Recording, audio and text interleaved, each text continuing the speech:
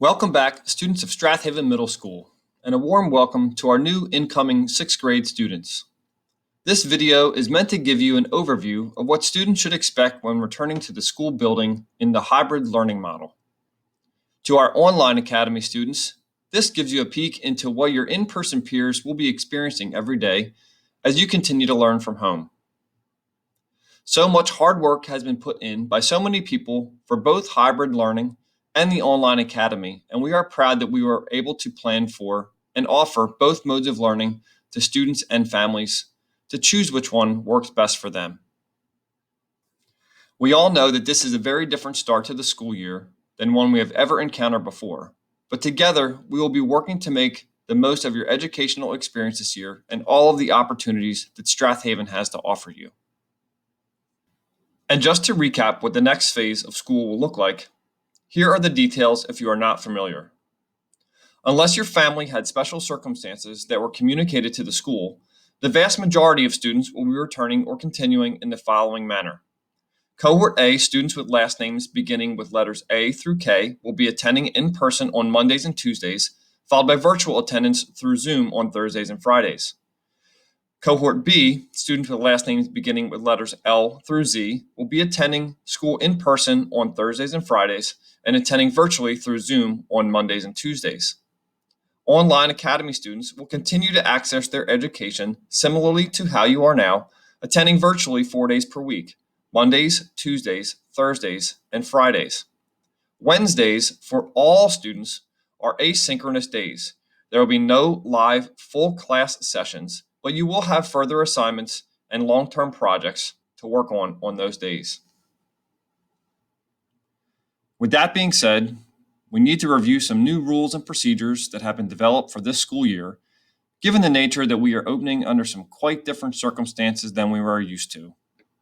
And this video will hopefully also help provide some insight into why we have been required to make these changes and what it's going to look like this school year. So what are all these changes about? The number one priority, which is safety.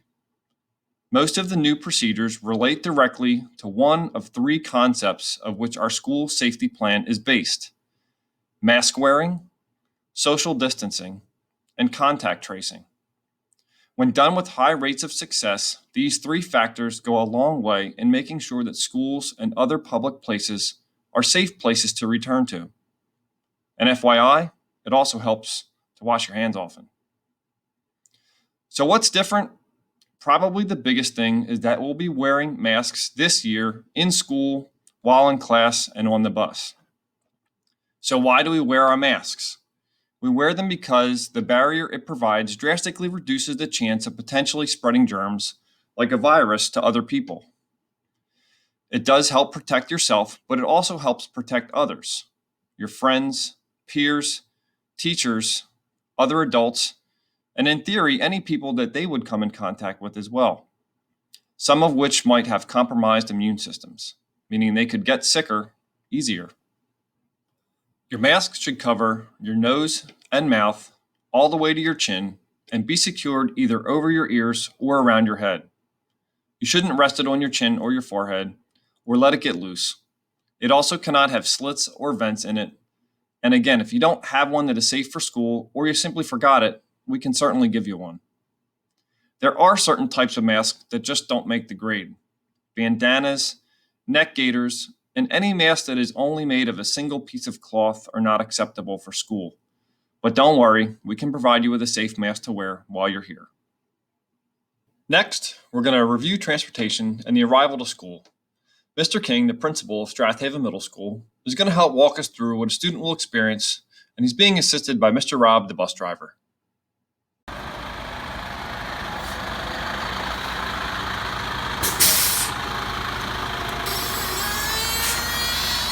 Good morning. How are we doing today? Hello, Haven. This is Mr. King. I'm here today with Mr. Kroll and Mr. Buchler, who are our students today. And what we would like to do is kind of show you what transportation is going to look like this year, because it's going to look very different than years past. So what I want to do is walk you through the moment you arrive at the bus stop to the moment you arrive at school. Okay? And today we're going to meet Mr. Rob, who's one of our drivers from the school district, and he's going to give you some information about how to find your seat every morning when you get on the bus and how to properly load and unload. Students, a reminder, when you are at the bus stop, you are to remain masked and you must be 6 feet apart. When the bus arrives, again, you stay 6 feet apart as you're entering the bus. So let's turn it over to Mr. Rob. You can open the door. Good morning, students. My name is Mr. Rob. So what we're going to do is you should have your seating chart. I have a list here with everybody's name on it and where you're supposed to be seated. If you don't know where you are, let me know. Raise your hand. We can straighten that out before we get on the bus. We're going to start loading from the highest number up. So 24, 23, 21, 22, also on the way up. A, B, all the way down. Does everybody understand that? Yes, sir. Okay, let's load up. I'll start where I'll load up.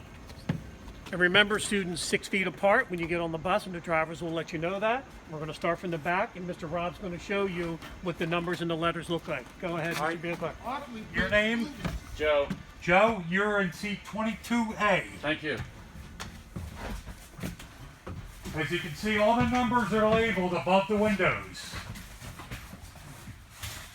22A. Thank you, Mr. Brown. You will sit against the window. And I'm an 18A.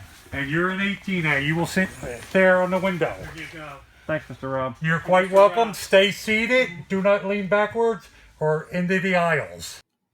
When you arrive at school, each grade, just like in years past, will have a particular place to go before class starts. 6th grade is in the cafeteria, 7th grade is in the auditorium, and 8th grade will be in the gymnasium. It will be best to simply follow the directions of the adults helping guide you along so you're reminded of where to go and what to do when you get there. Once you arrive at Strath Haven Middle School, you will depart the bus 6 feet apart per the driver's instructions, and you're going to walk up the steps to the middle school right here. Everybody stay seated. We're going to unload aisle 3 first. 3A, 3B. You wait, 4A. 4A, 4B, you're next. Have a nice day. See you, Mr. Rob. Bye-bye. See you, Mr. Rob. As you can see, Have a good day. the students are 6 feet Thank you. apart, and they're going right up these steps on the Copple Lane side of the building, right into the main first floor vestibule, where you'll be greeted by staff who will then instruct you on where to go to your holding area before first period. As you can see, as the students arrive to the first floor, they're 6 feet apart. And what 6th graders will do is they are going to go right up this ramp straight ahead, following Mr. Buechler, and to the right is the cafeteria. This will be the area where 6th graders will sit alphabetically. Staff will point you to a table, and you'll go right in here until your first period teachers come down to get you for first period. 7th and 8th graders will go up the steps to the second floor, where they will go either to, 7th graders will go to the auditorium, and 8th graders will go to the gymnasium. Students arriving by car, please pull into the Providence side loop right here, and please look to be directed by staff on to where to stop before unloading in the morning. We expect heavy volume here, so we're going to be pushing cars up before you unload. Once you get out of your car, you're simply going to come right back down to here to the main lobby here, and you're going to go inside where staff will direct you. The auditorium is to the right, the gym is to the left, and 6th graders will go down the steps to the cafeteria. But again, there will be a staff member to direct you. Students arriving to school either by bicycle or walking, you may enter either the Copple side of the building or through the Providence side, front door right here. There's a bike rack right outside on the Providence side, and there's also one down by the music wing off the Copple side. Hallways and stairwells will be a little different too. In addition to seeing visual reminders like arrows and social distancing markers, you will see signs reminding you to do things like wash your hands, cough in your elbow, and wear your mask properly.